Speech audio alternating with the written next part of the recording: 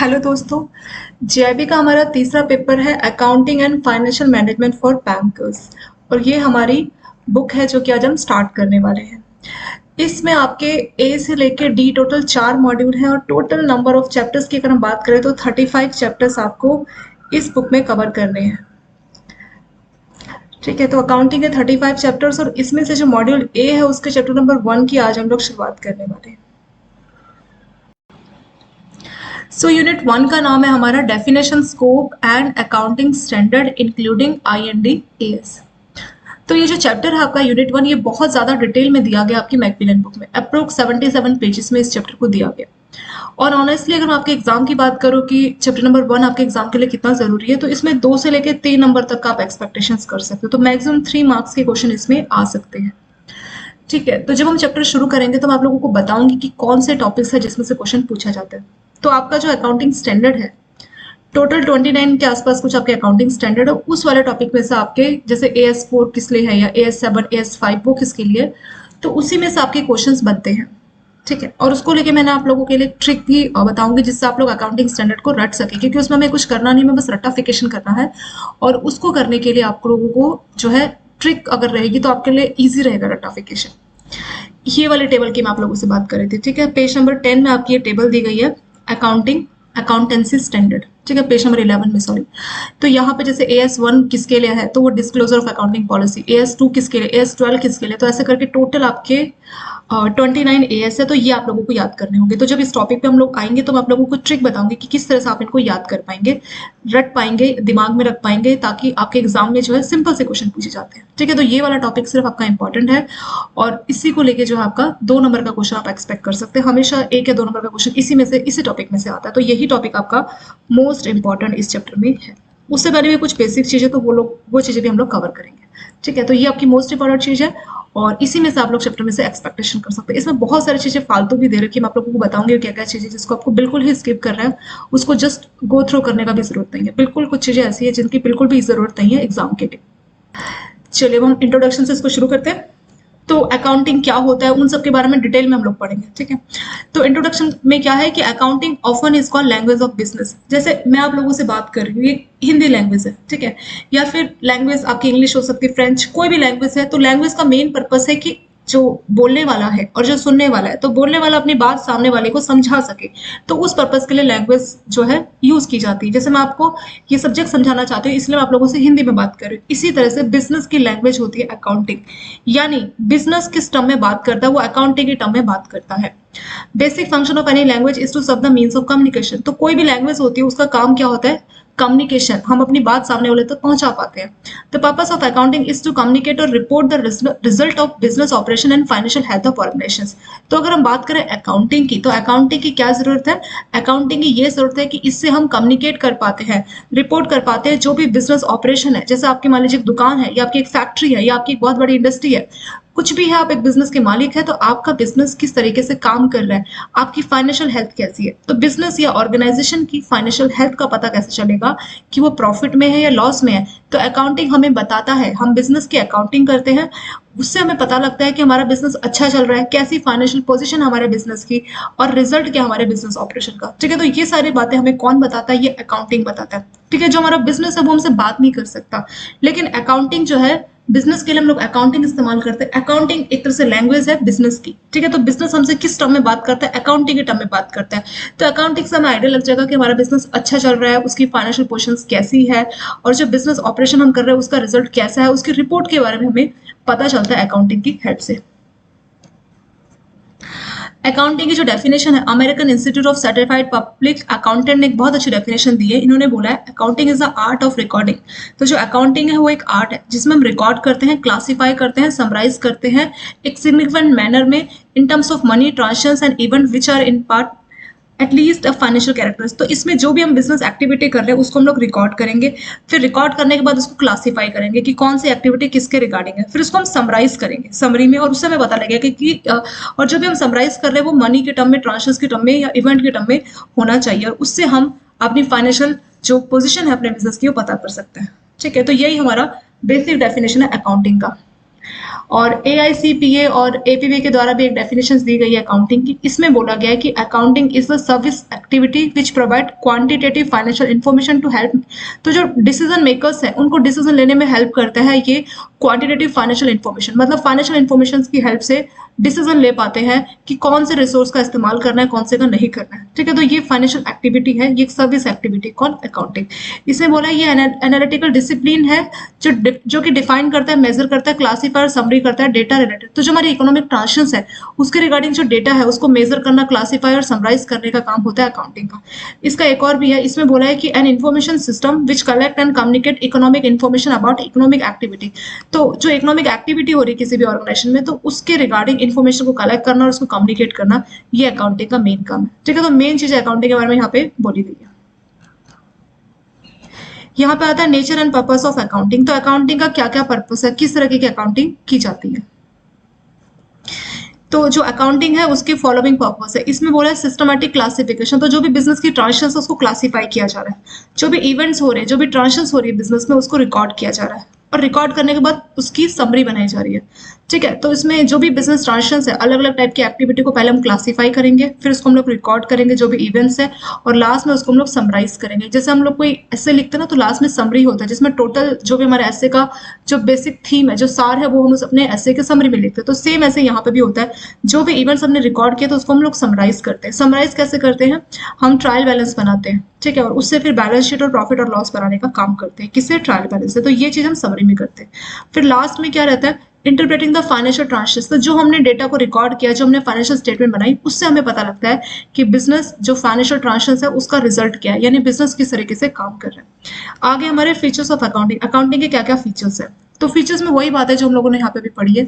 Accounting एक art है जिसमें हम लोग रिकॉर्ड, क्लासीफाई, समराइज करते हैं बिजनेस ट्रांजेक्शंस। तो ये एक आर्ट है जिसके थ्रू जो भी हम बिजनेस कर रहे हैं उसकी सभी की जो ट्रांजेक्शंस है उन सबको रिकॉर्ड किया जा रहा है। ठीक है, इसको इस तरह से समझ सकते हैं।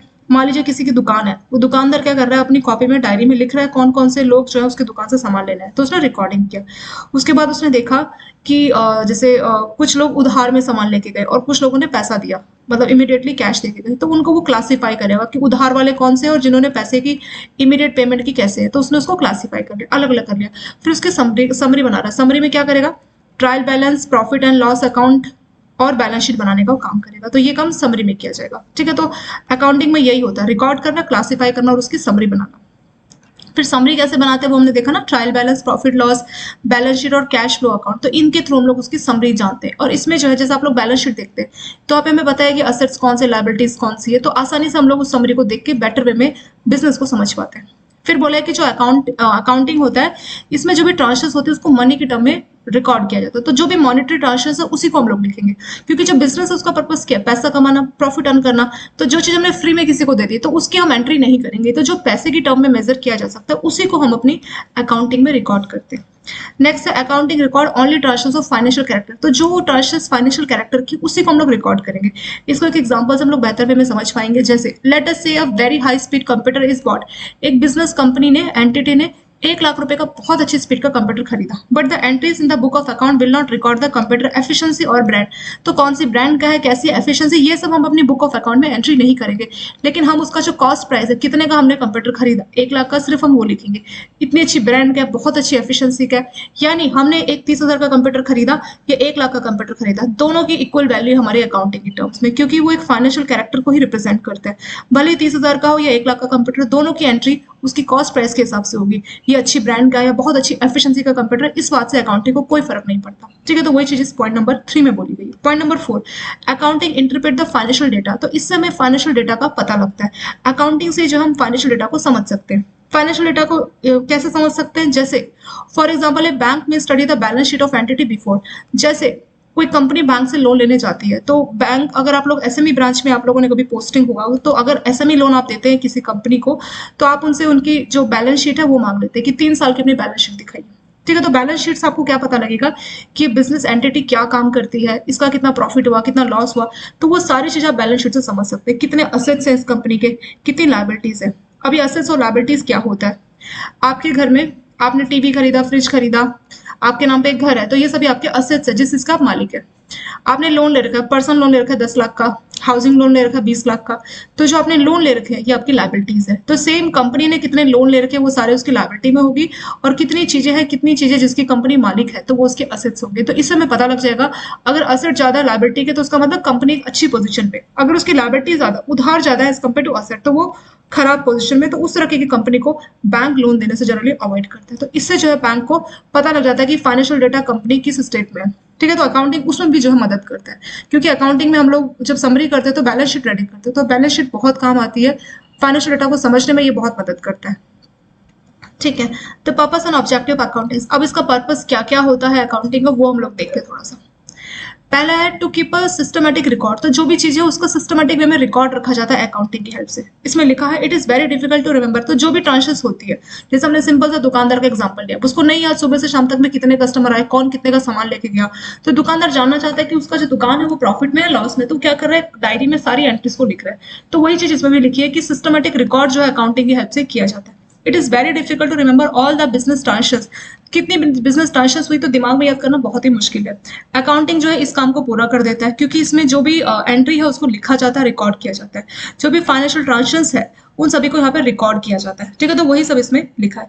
इसमें आपके असेट्स कितने हैं, आपकी लायबिलिटीज कितनी है, तो उन सभी को भी रिकॉर्ड किया जाता है। असेट मतलब आपकी प्रॉपर्टीज, क्या चीजें, किन चीजों का आप मालिक है वो सब आपके असेट्स है।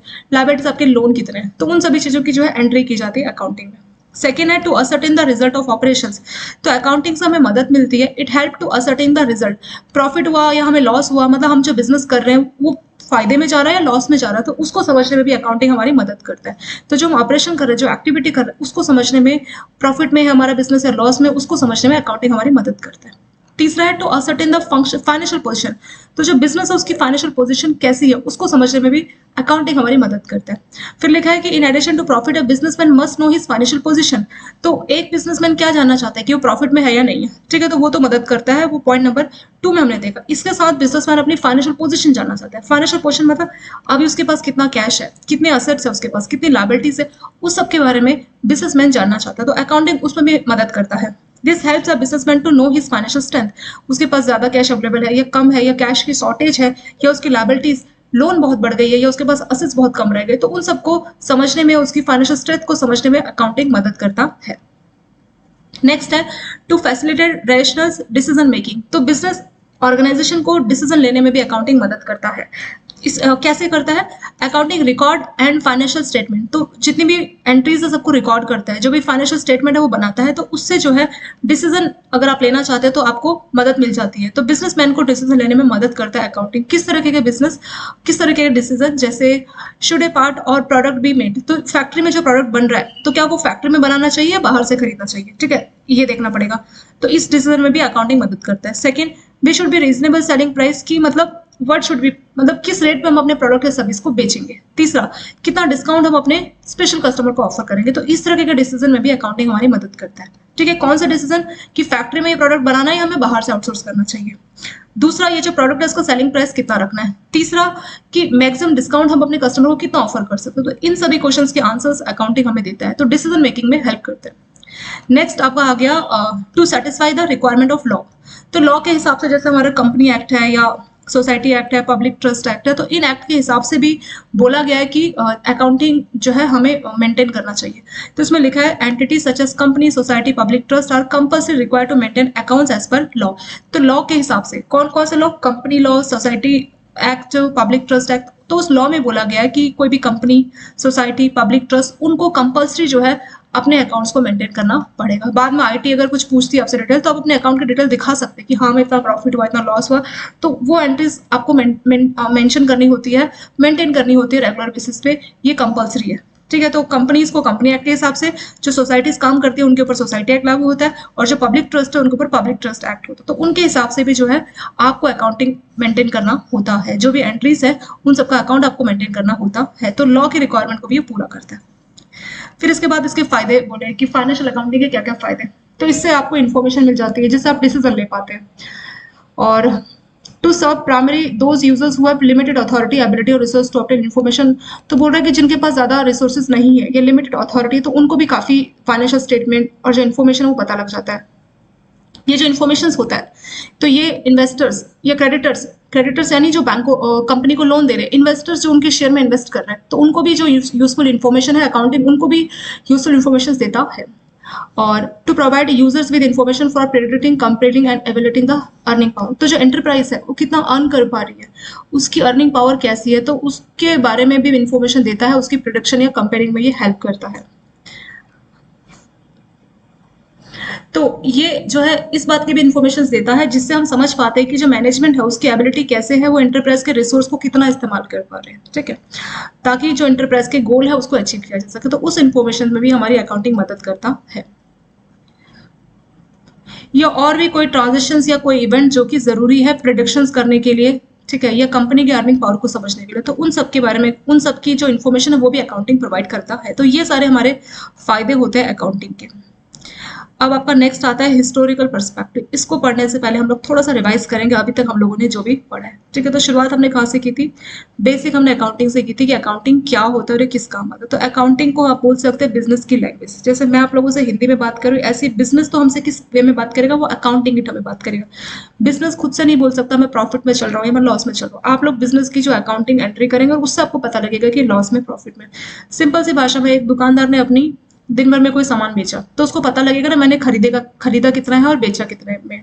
तो selling price minus cost price, अगर ये प्लस वैल्यू आती है, मान लीजिए 20 रुपए का बेचा और 10 का खरीदा, तो 10 रुपए सीधे सीधे उसको यहाँ पे प्रॉफिट हो गया, ठीक है। तो बहुत सिंपल सी एंट्री, पर दिन भर में अगर हजारों कस्टमर आए, कैसे पता लगेगा हम प्रॉफिट में, लॉस में, तो हमें उसकी अकाउंटिंग मेंटेन करनी पड़ेगी। तो अकाउंटिंग एक्जैक्टली क्या है, ये एक आर्ट है जिसमें आप रिकॉर्ड, क्लासीफाई और समराइज करते हैं एक सिग्निफिकेंट तरीके में, ताकि आप जो कि आपकी पैसों की रिगार्डिंग जो ट्रांजेक्शन है उसको बाद में समझ सके, ठीक है। तो वही आपका मेन अकाउंटिंग इसमें हो गया। फाइनेंशियल अकाउंटिंग एक टर्म्स है, इसमें आपका जो फाइनेंशियल स्टेटमेंट है वो आप अकाउंटिंग में रेडी करते हैं, जैसे balance sheet, profit loss account, ठीक है। तो वो सारी चीजें आप लोग अकाउंटिंग के थ्रू ही समझ सकते हैं। फिर nature and purpose of accounting, accounting क्या होती है, तो अकाउंटिंग में जो भी आपकी बिजनेस ट्रांजेक्शन है उसको क्लासीफाई किया जाता है और जो इंपॉर्टेंट जो ट्रांजेक्शन है उसको रिकॉर्ड किया जाता है और फिर उसको समरी बनाई जाती है, समराइज किया जाता है। समराइज करने का मतलब balance sheet, profit loss account और ट्रायल बैलेंस, ये सब बनाना। ट्रायल बैलेंस बनता है, उससे फिर बैलेंस शीट, उससे प्रॉफिट एंड लॉस अकाउंट बनता है और फिर बैलेंस शीट बनती है, ठीक है। तो trial balance, profit loss account, balance sheet बनाना, तो वही हो गया समराइज करना।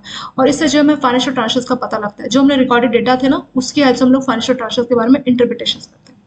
फिर नेक्स्ट है फीचर्स ऑफ अकाउंटिंग। अकाउंटिंग के क्या फीचर्स है, तो अकाउंटिंग एक आर्ट है जिसमें हम रिकॉर्ड, क्लासीफाई और समराइज करते हैं, जो भी बिजनेस की ट्रांजेक्शंस है उसको रिकॉर्ड करते हैं, फिर अलग अलग क्लासिफिकेशन करते हैं और उसको समराइज करते हैं। समराइज हमने यहाँ देखा था ना, जिसमें हम लोग उसका ट्रायल बैलेंस, प्रॉफिट लॉस और बैलेंस शीट बनाते हैं। सेकंड यहाँ पे लिखा भी है कि समराइज का मतलब है कि ट्रायल बैलेंस बनाना, प्रॉफिट लॉस बनाना और बैलेंस शीट बनाना।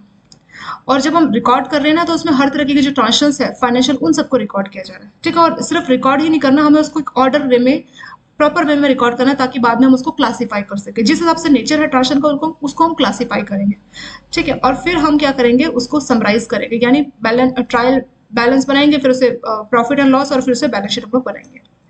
आपके चैप्टर से आने वाले बाद में आप लोग देखेंगे आपके अकाउंटिंग में है trial balance, profit loss, balance sheet, इन सब के ऊपर आपके न्यूमेरिकल्स है, वो आपके अकाउंटिंग में ही चैप्टर से बाद में आप लोग ये सब डिटेल में न्यूमेरिकल्स भी देखेंगे। ये तो हमारा सिर्फ एक समरी वाला चैप्टर है शुरुआत का, तो इसमें ज्यादा आपको डिटेल नहीं मिलेगी।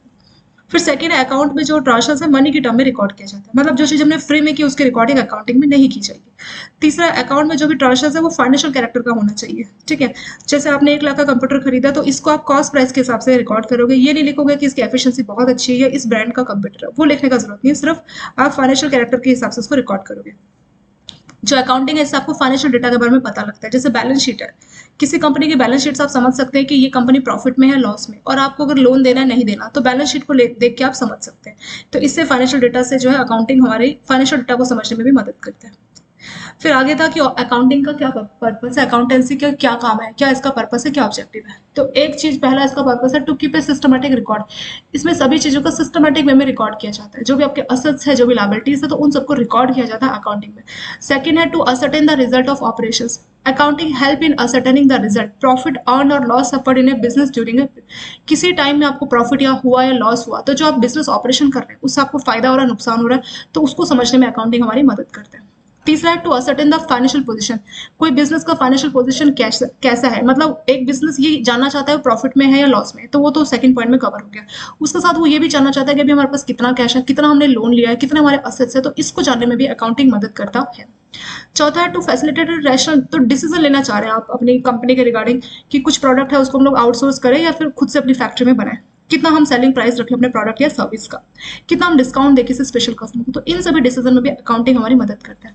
To satisfy the requirement of law, तो कुछ लॉ है जैसे कंपनी एक्ट हो गया, सोसाइटीज के लिए सोसाइटी एक्ट हो गया, पब्लिक ट्रस्ट के लिए पब्लिक ट्रस्ट एक्ट हो गया, तो इन एक्ट में साफ साफ बोला है कि इनको कंपल्सरी जो है अकाउंटिंग सारा अकाउंटिंग रिकॉर्ड रखना पड़ेगा जो भी ट्रस्टेस होगा, ठीक है। तो कंपनी सोसाइटी और पब्लिक ट्रस्ट के लॉज हैं, लॉज के हिसाब से कंपल्सरी है उनके लिए कि उनको अकाउंट का सारा हिसाब किताब रखना है, उनको अकाउंटिंग का पूरा मेंटेनेंस रखना है, तो लॉ के हिसाब से भी ये जरूरी हो जाता है। Maintenance of account is also compulsory, जैसे हमारा सेल्स टैक्स एक्ट हो गया, इनकम टैक्स एक्ट हो गया, तो उसके हिसाब से भी आपको सारा कितना आपका प्रॉफिट हो रहा है, कितना लॉस है, सारी चीजों का अकाउंटिंग मेंटेन करना होगा। फिर आगे आपका एडवांटेजेस, तो फाइनेंशियल अकाउंटिंग के क्या फायदे, इससे आपको इन्फॉर्मेशन मिलती है जिससे आप इकोनॉमिक डिसीजन ले पाते हैं। सेकेंड है कि ऐसे यूजर्स जिनके पास लिमिटेड अथॉरिटी है, ज्यादा रिसोर्सेज नहीं है, उनको भी पता लग जाता है कि हमारी फाइनेंशियल स्टेटमेंट क्या है, तो उसको समझ सकते हैं। तीसरा ये इन्फॉर्मेशन देता है इन्वेस्टर्स को या क्रेडिटर्स को, क्रेडिटर्स मतलब जो कंपनी को लोन दे रहे, इन्वेस्टर्स मतलब जो कंपनी में शेयर में कहीं पे इन्वेस्ट करे, तो उनको भी कंपनी के रिगार्डिंग इन्फॉर्मेशन पता लग जाती है, उससे वो प्रेडिक्ट या कंपेयर कर पाते हैं कि कितना कैश फ्लो इसमें होगा, कितना फायदा इस कंपनी के साथ होगा।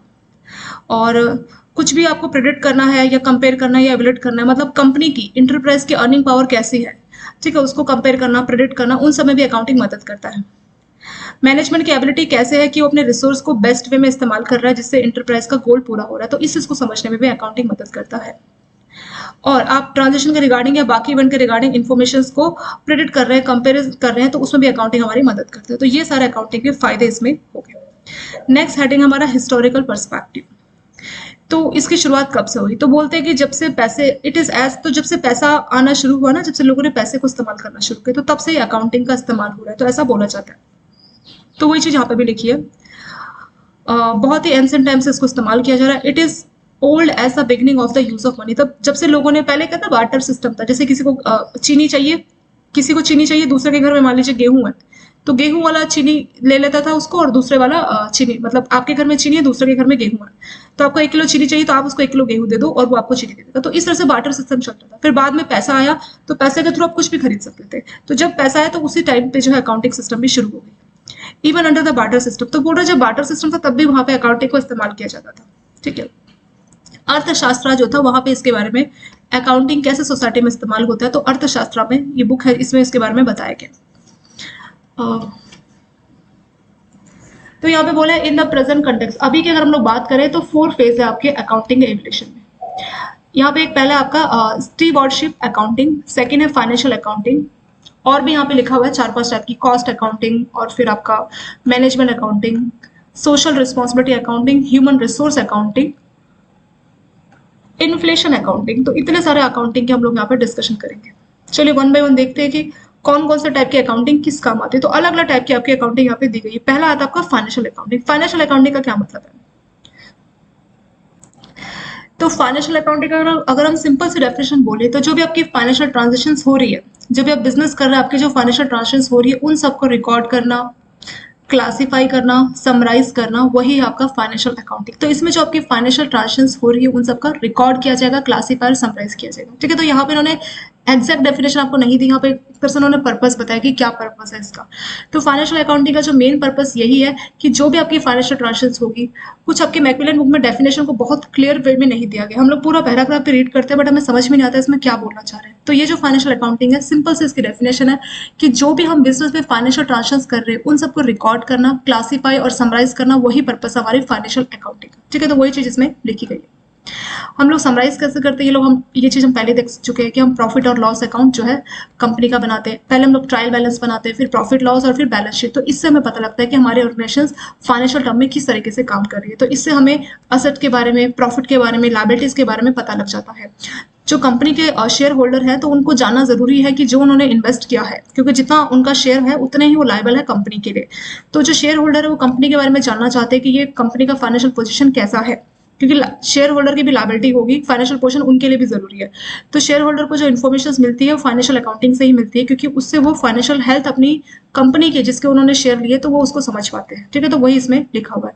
अगर कोई कंपनी फेल हो जाती है, लिक्विडेशन में जाती है, तो उनको उतना ही लायबल रहना पड़ता है शेयर होल्डर को जितना उन्होंने शेयर खरीदा है। तो वही इसमें फाइनेंशियल अकाउंटिंग में बोला गया। इसमें जो भी फाइनेंशियल ट्रांजेक्शन है उसको रिकॉर्ड, क्लासीफाई और समराइज किया जाएगा।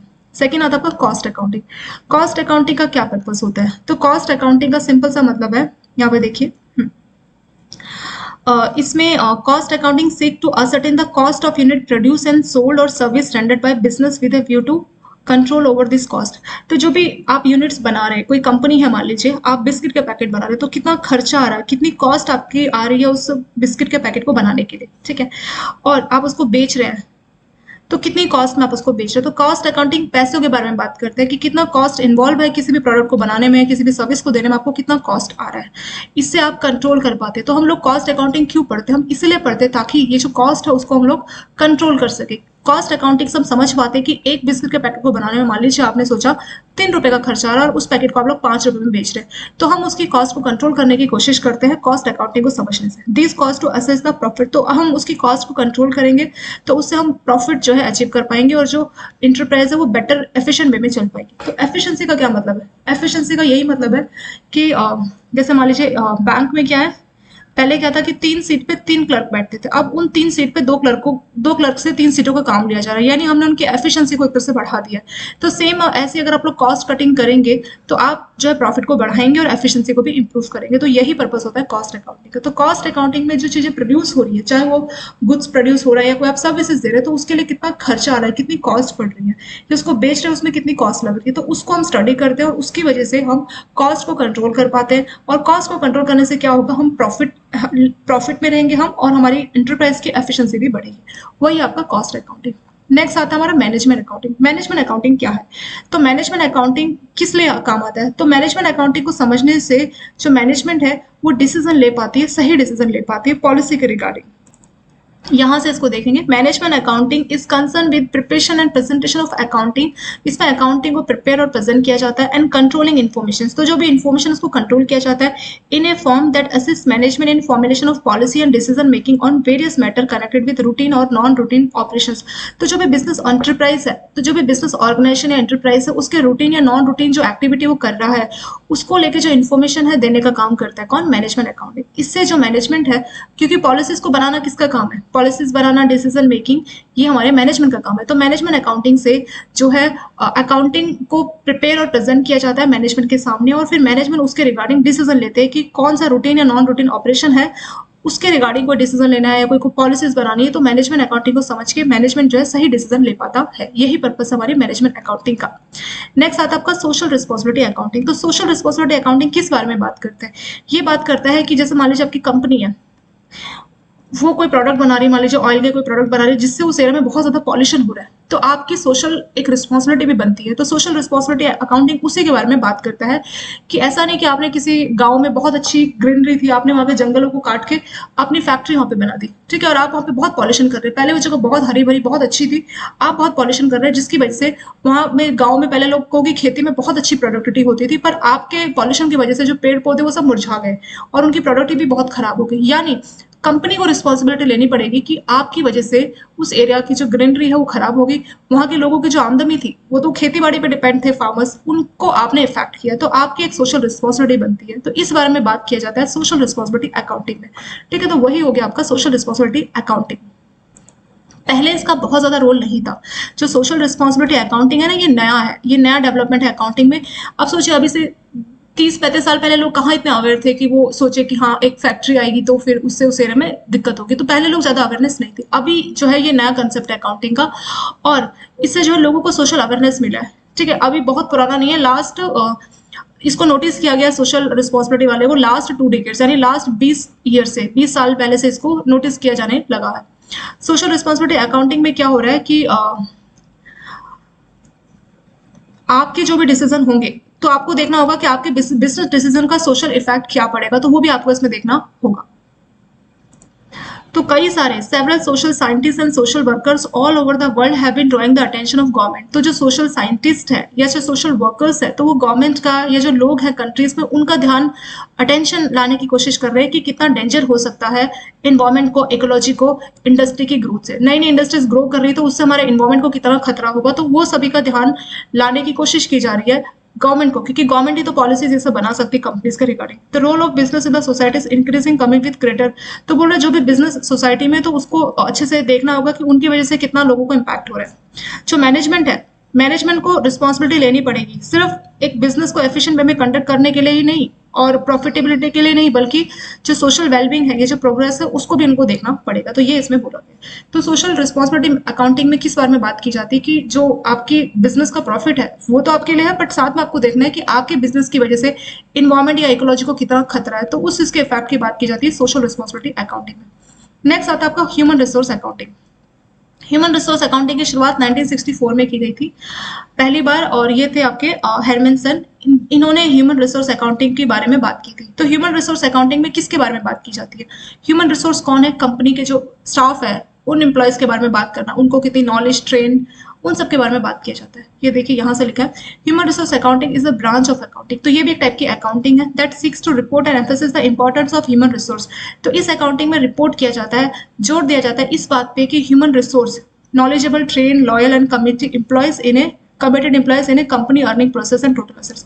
तो जो कंपनी अर्न कर रही है उसका जो टोटल असेट्स है, तो ह्यूमन रिसोर्स को भी एक असेट की तरह ट्रीट किया जाता है। उसके अंदर कितनी नॉलेज है, कितना उसको ट्रेनिंग दिया गया है, वो जो एम्प्लॉय है कितना लॉयल है, कितना वो ईमानदार वफादार है, अपने काम को लेकर कितना कमिटेड है, तो इसकी बात की जाती है ह्यूमन रिसोर्स आपकी अकाउंटिंग में।